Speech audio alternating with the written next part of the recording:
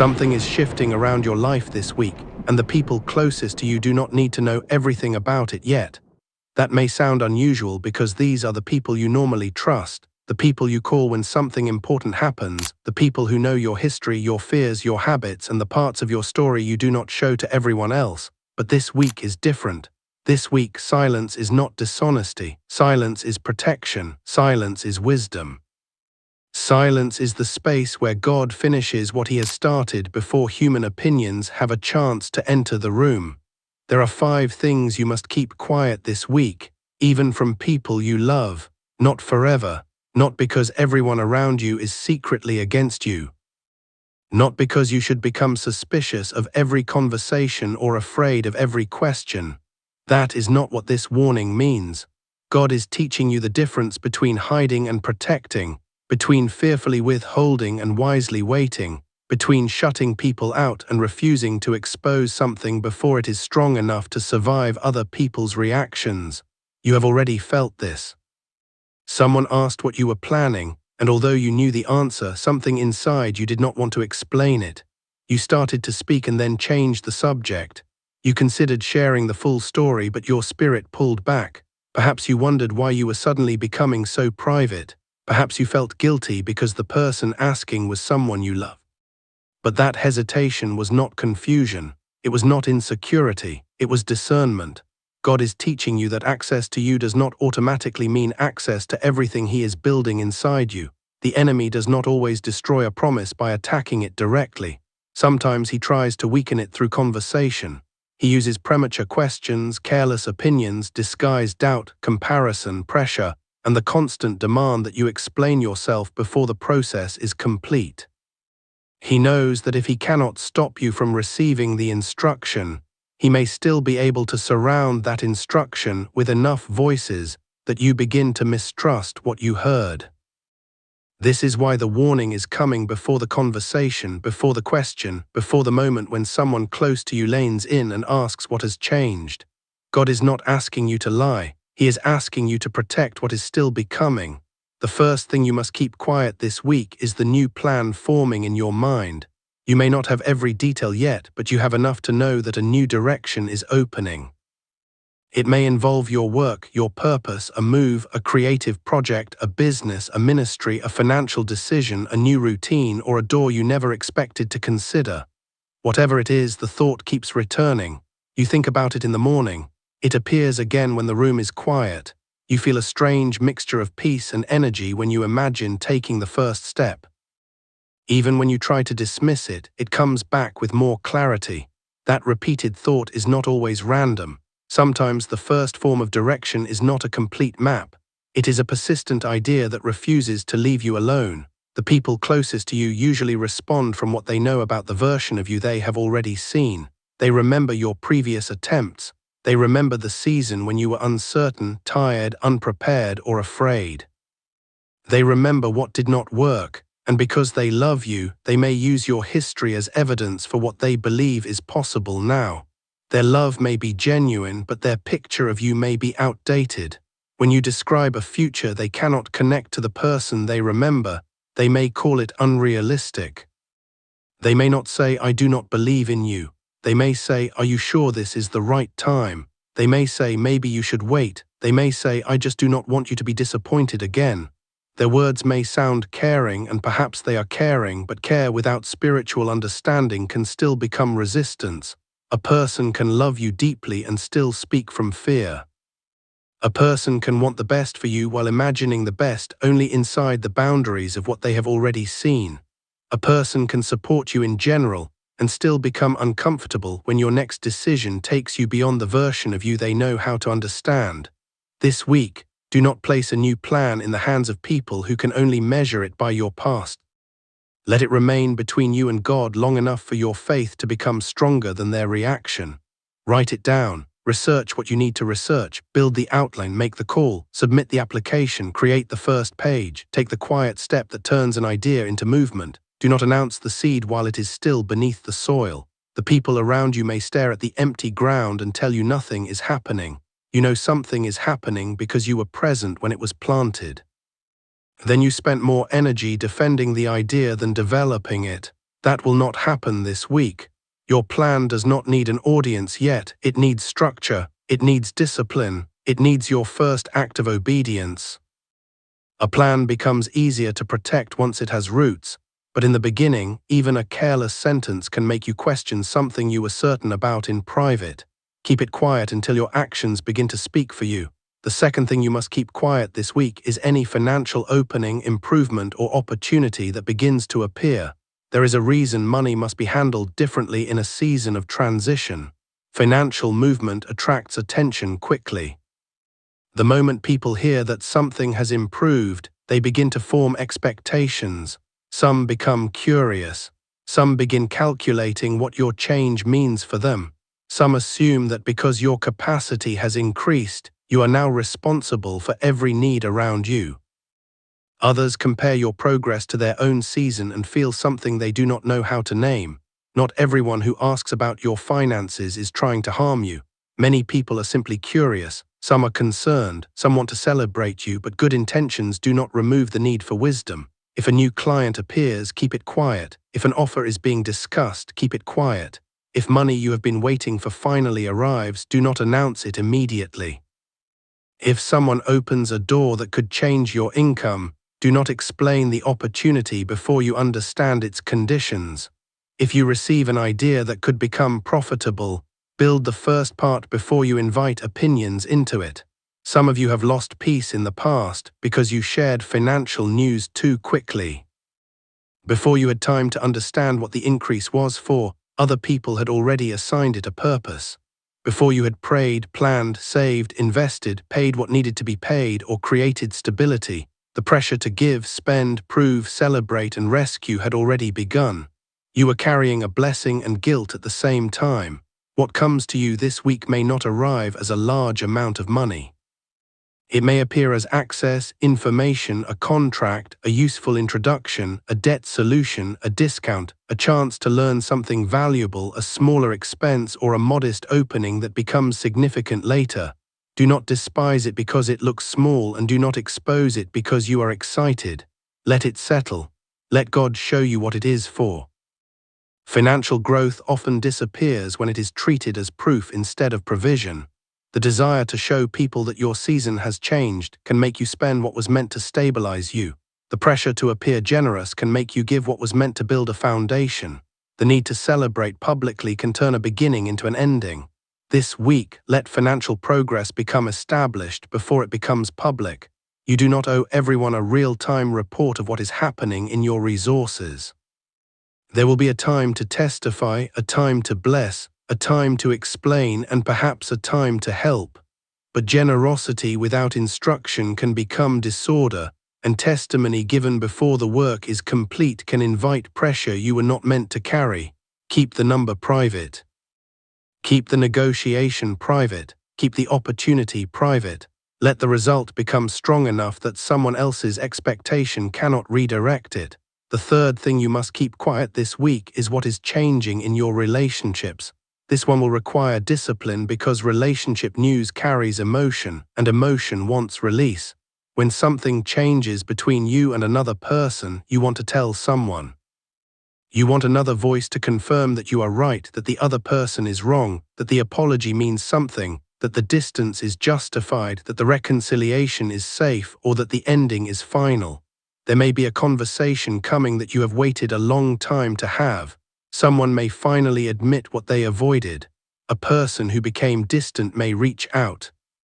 A relationship may begin to soften after a hard season, or you may receive the clarity to stop carrying a connection that has already completed its purpose.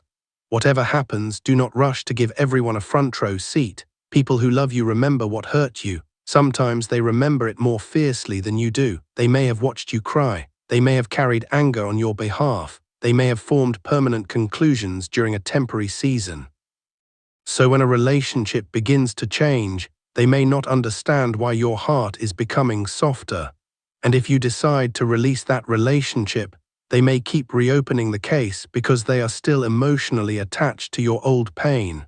This does not mean returning to unsafe situations. It does not mean ignoring patterns, abandoning boundaries, or calling harm love. Wisdom is still wisdom, truth is still truth, but even wise decisions become harder when too many people are invited into a process that belongs first between you, God, and the person directly involved. If an apology comes, receive it slowly. If a conversation opens, listen carefully. If your heart changes, let it change without announcing it. If you sense manipulation, do not argue publicly about what you can quietly refuse. If a door closes, allow it to close without turning the ending into a performance. You do not need to prove your strength by telling everyone what happened. You do not need to prove your forgiveness by rushing into public reconciliation. You do not need to defend a boundary that God already made clear to you. Keep the relationship process quiet this week. Let truth finish speaking before you give the story a name. The person who hurt you may still need to show consistency. The person who apologized may still need to prove that their behavior has changed. The person you miss may still not belong in your next season. The person you thought you had to leave may be capable of a conversation you never believed would happen. You do not know everything yet, and that is exactly why silence is necessary. Do not let the people closest to you decide the ending before God has finished revealing the truth. The fourth thing you must keep quiet is the place where you are still healing. You have become stronger, but there is still a tender area inside you that God is treating carefully. It may be grief, it may be rejection, it may be a fear you thought you had overcome. It may be disappointment connected to your family, your childhood, your body, your identity, your finances, your purpose, or a season when you felt abandoned. You have learned how to function while carrying it. That does not mean it is completely healed. There is a dangerous idea that healing requires constant disclosure. It does not. Honesty matters and safe support matters, but not every person deserves access to an open wound. Some people listen so they can understand. Others listen so they can advise. Others listen because they are curious. And some listen without realizing that their reaction will make you regret speaking. The people closest to you may love you and still not know how to hold the version of you that is healing.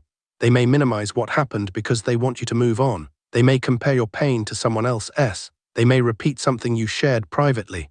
They may use your vulnerable moment to explain you later, saying that is why you are acting this way, as though your healing process gives them permission to define you. You are not required to reveal every fear in order to prove that you are authentic.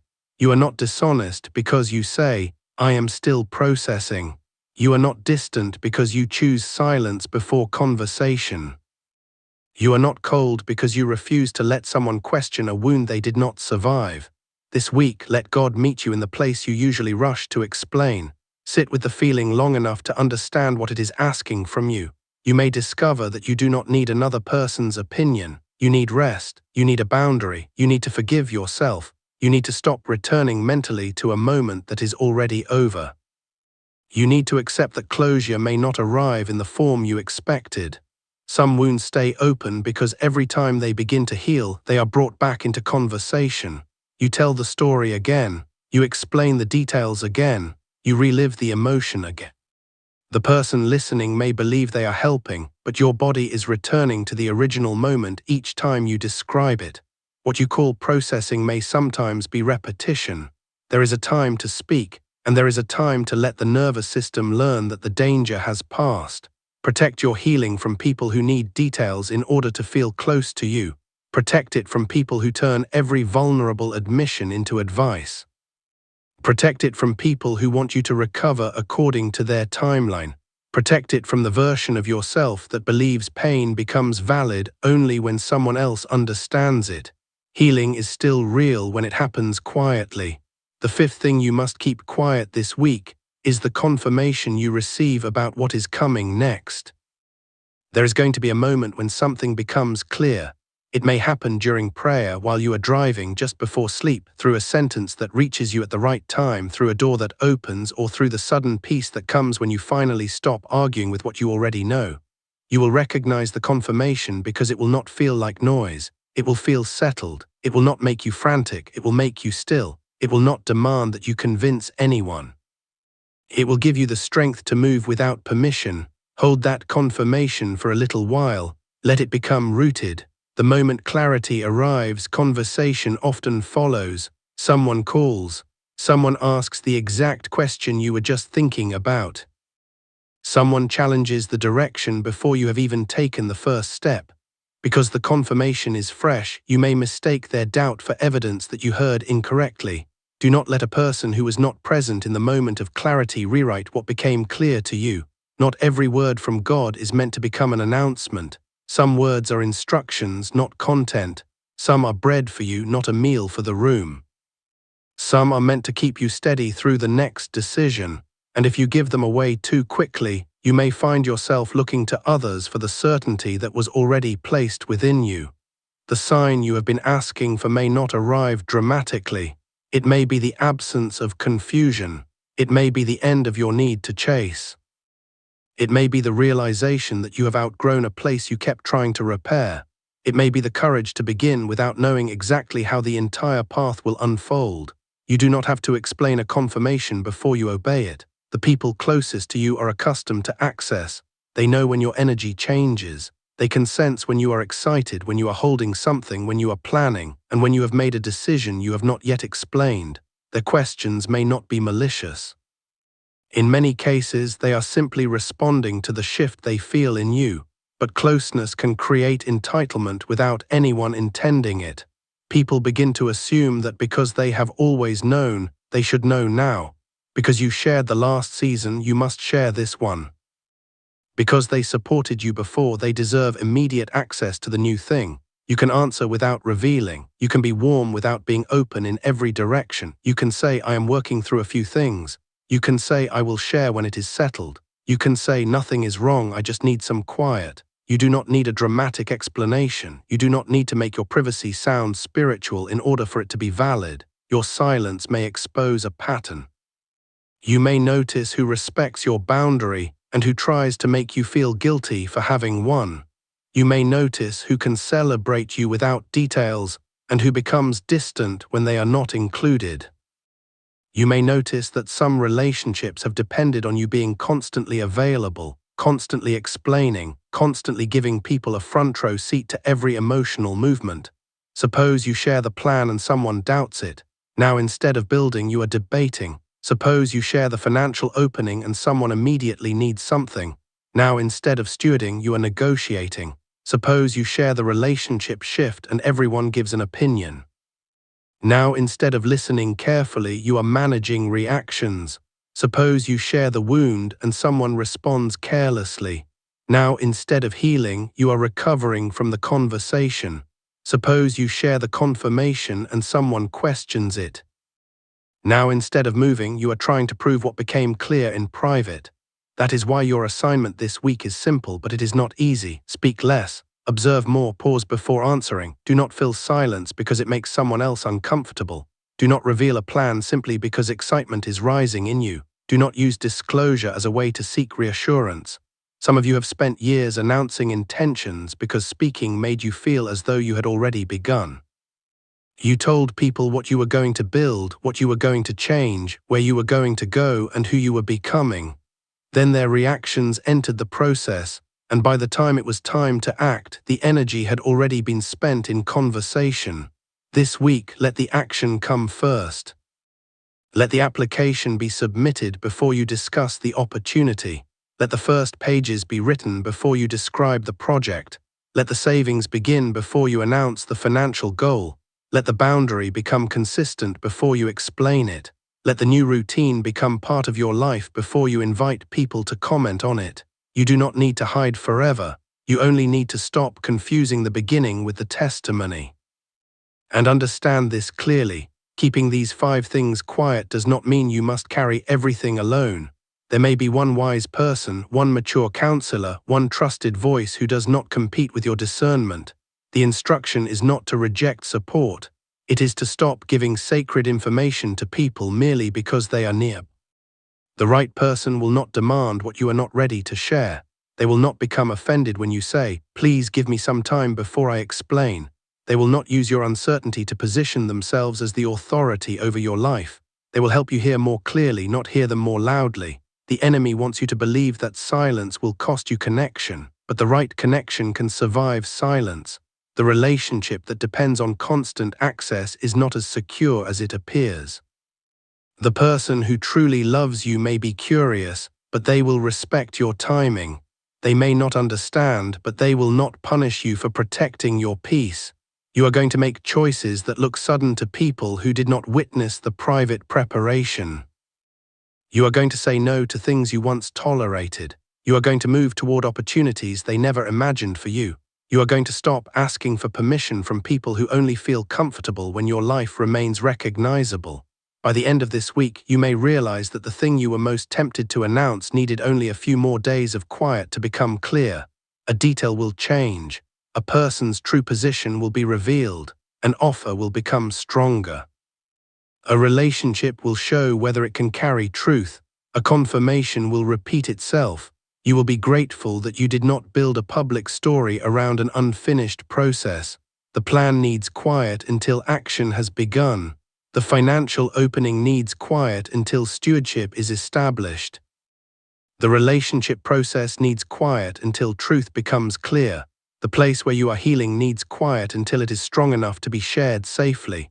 The confirmation needs quiet until obedience has rooted it in your life. By the end of this week, the reason for your silence may become obvious. Something you thought was ready may require one more adjustment. Someone you trusted may reveal that they cannot celebrate what does not include them. An opportunity may become more valuable than it first appeared. A relationship may show you whether the change is real or temporary. A private fear may finally lose its power because you stopped repeating it. You will understand that silence was not emptiness, it was preparation. So keep these 5 things quiet from those closest to you this week. Keep your new plan protected until action gives it shape. Keep financial movement private until you understand its purpose. Keep relationship changes out of unnecessary conversations until truth becomes clear. Keep your healing away from people who do not know how to hold it. Keep the confirmation inside you until your next step has already begun. Do not move in fear, move with discernment. Do not become cold, become intentional. Do not shut everyone out. Stop giving everyone immediate access. The right people will still be there when the time comes to speak. The wrong pressure will lose its power when it receives no explanation to work with. If this message reached you at the exact moment you needed it, write "I will move in silence" in the comments. Subscribe and turn on notifications, because what unfolds next may explain why you were being taught to protect your plans before the results appeared. This week, speak less, observe carefully, and let what is growing in private become too strong to be stopped in public.